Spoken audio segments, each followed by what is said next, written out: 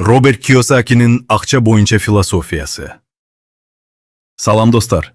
Bugün biz akça turalı adattan tış, başkaça oylanılan adam jönünde süйлöşөбүз. Söz Robert Kiyosaki turalı olat. Al bizge millioner bolууну үйрөтпөйт, бирок акча жөнүндө туура ойлонууну үйрөтүүгө аракет кылат. Көпчүлүгүбүз бала кезден эле мындай сөздөрдү угуп өстүк. Жакшы окуу, диплом ал, туруктуу жумушка кир деген сыяктуу классикалык кайталама сөздөр. Бирок эмнеге андай жол менен жашаган адамдардын көбү айлыктан айлыкка жашап калышат? Кийосакинин айтымында маселе акчада эмес, ой жүгүртүүдө. Байлар менен кедейлердин айырмасы. Роберт Кийосаки эң биринчи төмөнкү нерсени так айтат. Байлар менен кедейлердин айырмасы акчада эмес, алардын ой жүгүртүүсүндө деп.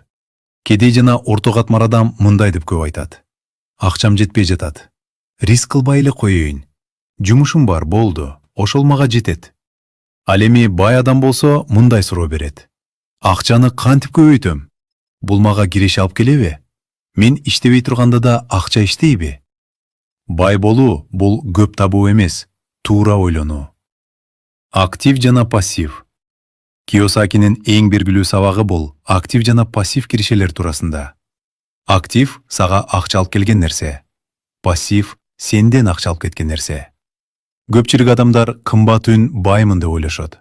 Бирок эгер сен ай сайын кредит төлөсөң тейлөөгө акча кетсе, машинеңди оңдоого чыгым болсо, анда ал байлык эмес, ал пассив. Байлар актив сатып алат. Ижара, бизнес, инвестиция, акция. Кедейлер болсо пассивти байлык деп кабыл алышат. Айлык коопсуздук каражат эмес. Көп адамдар туруктуу айлыкты коопсуз каржы катары эсептейт. Бирок Кийосаки мындай дейт. Айлык бул көз карандылык.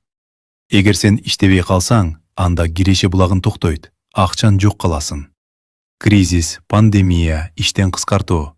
Ошондо айлык сени сактай алабы?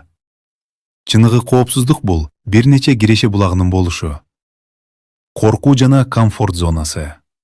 Адамдарды бай болуудан токтоткон негизги нерсе коркуу. Акчадан айрылып калуудан коркуу. Ката кетирүүдөн коркуу. Эл эмне дейт деген коркуу. Кийосаки айтат, байлар да коркушат, бирок алар коркууга карабай аракет кылышат. Комфорт зона бул ыңгайлуу жер, бирок өсүш болбой калат. Билим жана тажрыйба үчүн иште. Роберт Кийосаки дагы бир маанилүү нерсени айтат. Акча үчүн эмес, билим үчүн иште деп. Сатуу, инвестиция, финансы, бизнес. Ушуларды билген адам кайсы өлкөдө болбосун акча таба алат. Диплом мүмкүнчүлүк, бирок финансылык сабаттуулук бул эркиндик. Жыйынтык. Роберт Кийосакинин философиясы жөнөкөй, бирок терең. Акча үчүн иштебе, акчаны өзүм үчүн иштет. Актив топто. Ой жүгүртүүңдү өзгөрт. Коркпо. Узак мөөнөттө ойлон.